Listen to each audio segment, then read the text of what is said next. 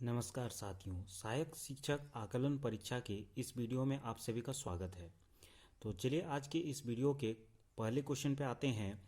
एक समूह में विद्यार्थियों की औसत अंक 63 है। ठीक है, इसमें 3 के प्राप्तांक दिए गए हैं 78, 69, 48। ठीक है, शेष 6 विद्यार्थियों का औसत अंक जो है वो आपको बताना है। ठीक है, तो क्वेश्चन में पहले क्या क्या दिया हुआ है उसको देखते हैं।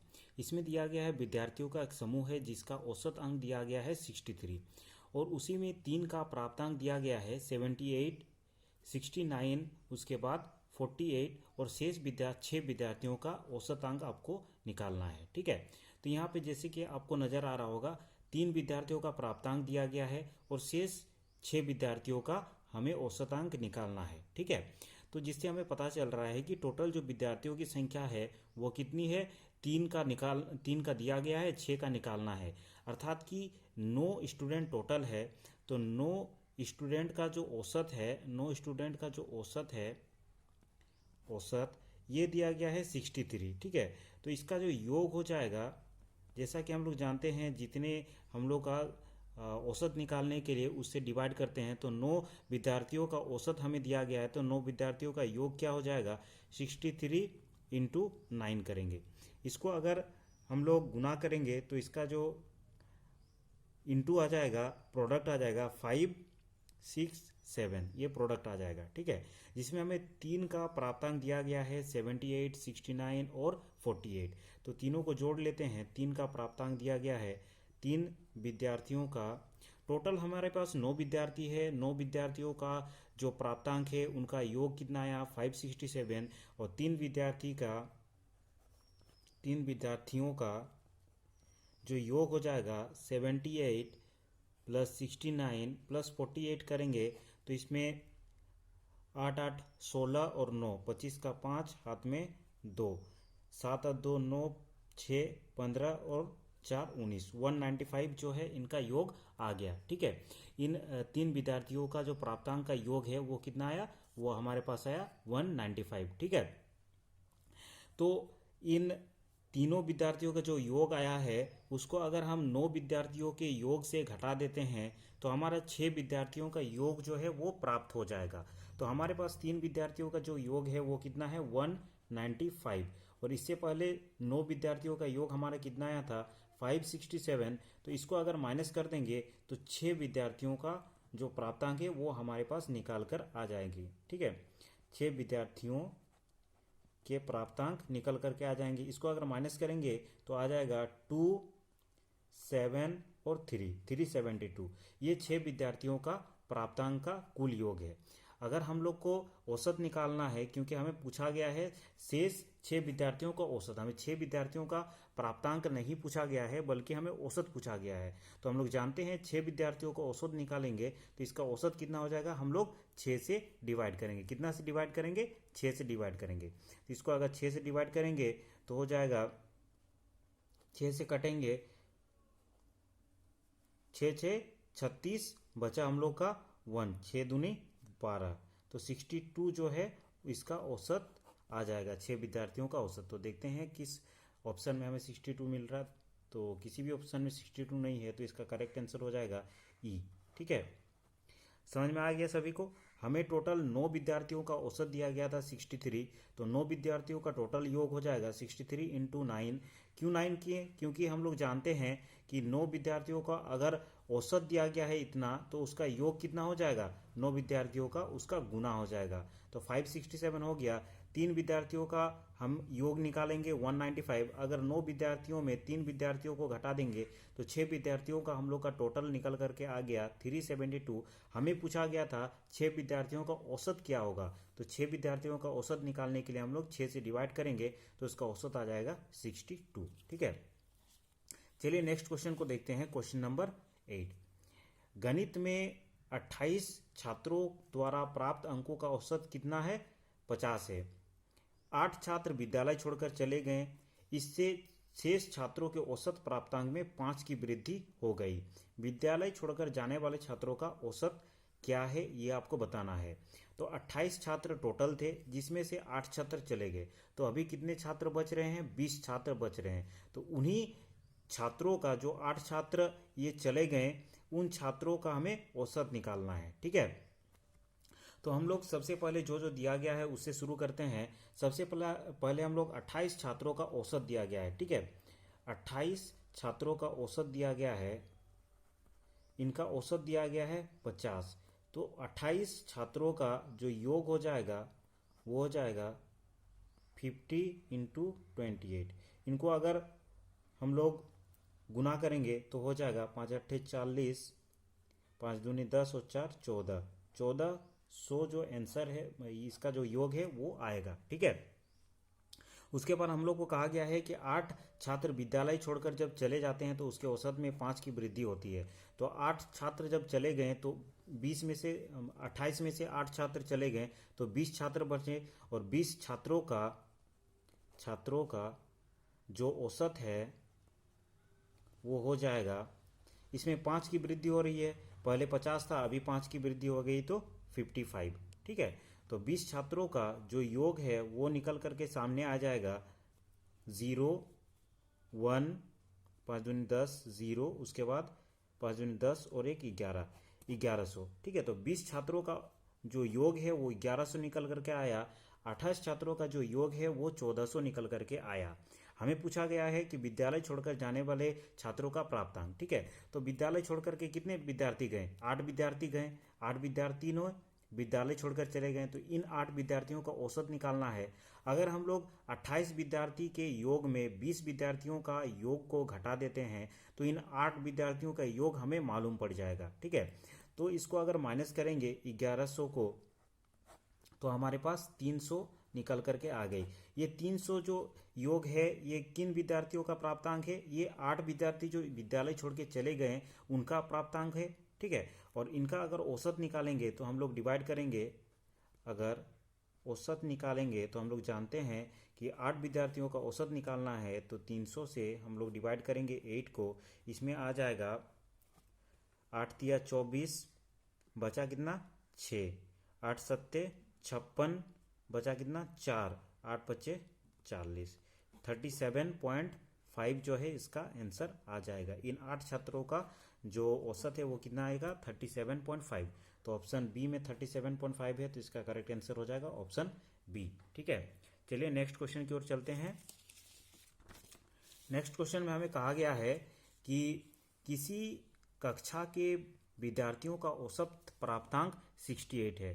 कक्षा में लड़कियों का औसत प्राप्तांक है 80 तथा लड़कों का औसत प्राप्तांक है 60। ठीक है, तो कक्षा में कितने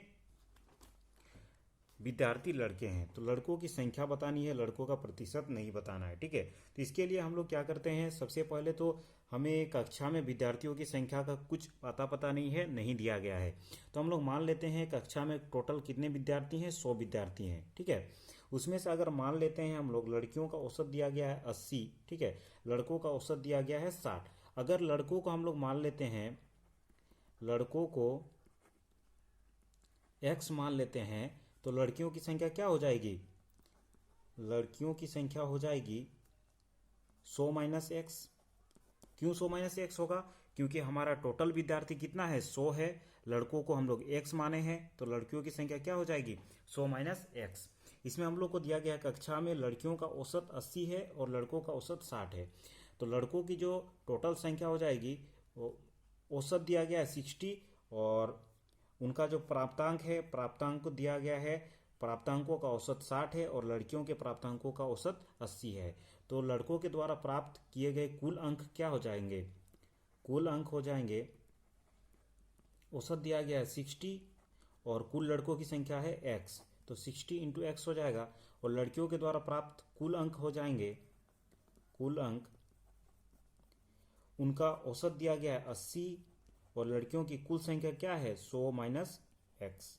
ठीक है, तो इसको अगर सॉल्व करेंगे तो क्या हो जाएगा 8000 माइनस 80x, और टोटल जो हमारा औसत दिया गया है वो 68 दिया गया है, जबकि हम लोग माने हैं टोटल कितना है 100 विद्यार्थी है, तो टोटल विद्यार्थियों का जो प्राप्तांक है वो कितना आ जाएगा 6800 जो है वो टोटल विद्यार्थियों का प्राप्तांक आ जाएगा। ठीक है, अब हमें निकालना है विद्यार्थियों में लड़कों की संख्या। तो x का मान अगर निकाल देते हैं तो हमें पता चल जाएगा कि विद्यार्थियों की जो प्रतिशत है वो कितना है। ठीक है, इसमें विद्यार्थियों का प्रतिशत पूछा गया है। तो हम लोग जानते हैं कि टोटल जो दिया गया है वो कितना दिया गया है, 6800 दिया गया है टोटल औसत। और जबकि लड़कों का कितना आया है, लड़कों का 60x आया है और लड़कियों का आया है 8000 माइनस 80x। ठीक है, इसको इधर लेके आएंगे, 6800 minus 8000 equal to minus 80x plus 60x। ठीक है, इसको अगर माइनस करेंगे तो इसको हो जाएगा, इसको अगर माइनस करेंगे तो टोटल जो हम लोग का निकल करके आएगा वो हो जाएगा 1200 minus 1200 is equal to minus 20x। इसको काटेंगे तो x इज इक्वल टू निकल करके सामने आ जाएगा 1200 डिवाइडेड बाई 20 तो 60। ठीक है, 60 जो टोटल है वो लड़के हैं और लड़कियां कितना है, 40 है। तो 60 हमें इसका परसेंट में निकालना है, तो 100 में से अगर 60 का परसेंट निकालेंगे तो हमारा कितना होगा, 60% ही होगा। तो 60% जो है वो लड़के हैं, तो इसका करेक्ट आंसर हो जाएगा ऑप्शन बी 60। ठीक है, नेक्स्ट क्वेश्चन की ओर चलते हैं। इसमें पूछा गया है कि 120 छात्रों का औसत जो प्राप्तांक दिया गया है वो 35 दिया गया है। यदि उत्तीर्ण हुए छात्रों का औसत दिया गया है 39 और अनुत्तीर्ण हुए छात्रों का औसत दिया गया है 15, तो कितने विद्यार्थी उत्तीर्ण हुए। ठीक है, इसमें विद्यार्थियों की संख्या पूछी गई। तो सेम क्वेश्चन है, टोटल विद्यार्थी इसमें दे दिए गए हैं 120, तो हमें मानने की जरूरत नहीं है। टोटल जो विद्यार्थी की औसत है वो दिया गया है 35। ठीक है, तो 120 छात्र है, उसका जो औसत है वो 35 है। तो कुल छात्रों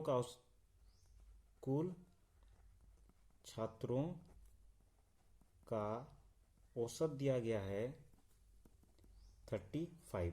तो कुल छात्रों का प्राप्तांकों का औसत दिया गया है, तो प्राप्तांकों का जो योग हो जाएगा वो हो जाएगा 35 इंटू 120। ठीक है, कितना हो जाएगा, 35 इंटू 120। इसको अगर गुना करेंगे तो हो जाएगा 6000। ठीक है, 6000 हो गया। अब हम लोग मानते हैं उत्तीर्ण को अगर मानते हैं x, तो अनुत्तीर्ण हो जाएगा, अनुत्तीर्ण कितना हो जाएगा, उत्तीर्ण अगर x है तो हमारा टोटल जो दिया गया 120 है, तो अनुत्तीर्ण कितने होंगे, 120 माइनस x। ठीक है, तो टोटल हम लोग निकालते हैं, इसमें उत्तीर्ण का प्रतिशत जो औसत दिया गया है वो 39, तो कुल प्राप्तांक हो जाएगा उत्तीर्ण हुए छात्रों का 39 इंटू एक्स और अनुत्तीर्ण हुए छात्रों का 15 इंटू 120 माइनस एक्स। टोटल हमारे पास है 600 और ये क्या है, ये टोटल औसत दिया गया है उत्तीर्ण और अनुत्तीर्ण दोनों प्रकार के छात्रों का।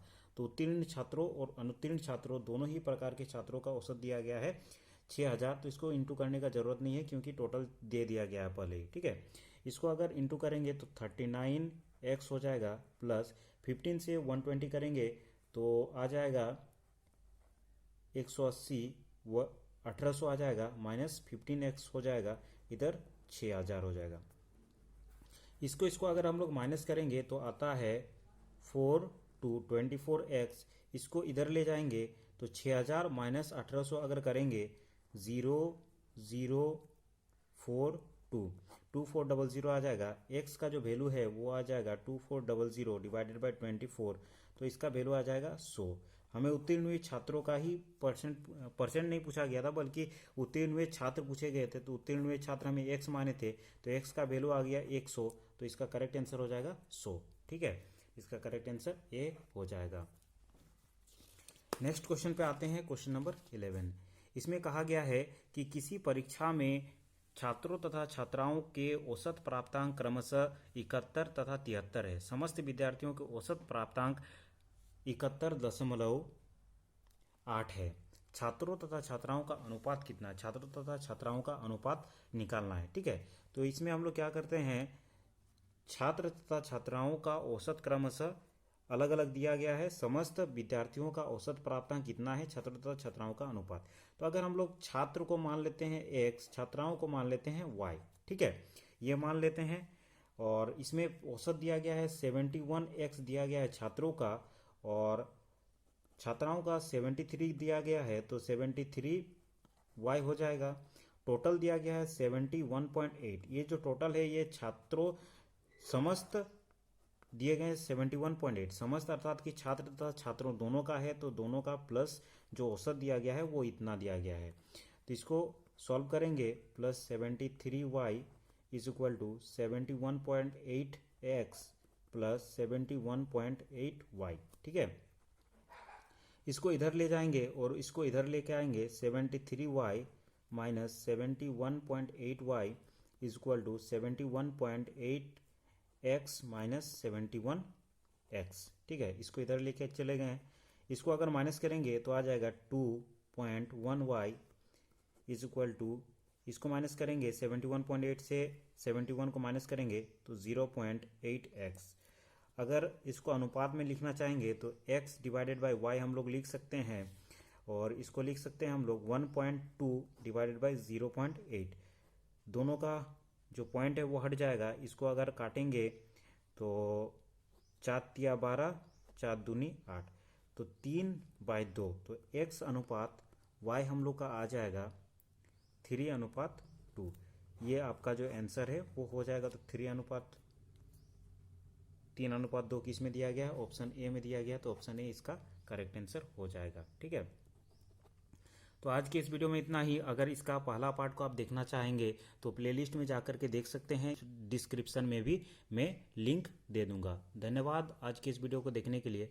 इसी प्रकार विभिन्न प्रकार के वीडियोस देखने के लिए आप हमारे चैनल के प्लेलिस्ट में विजिट कर सकते हैं, और अगर आपने अभी तक चैनल को सब्सक्राइब नहीं किया है तो इसे ज़रूर सब्सक्राइब कर दे। तो अगले वीडियो में हम फिर मिलेंगे। धन्यवाद।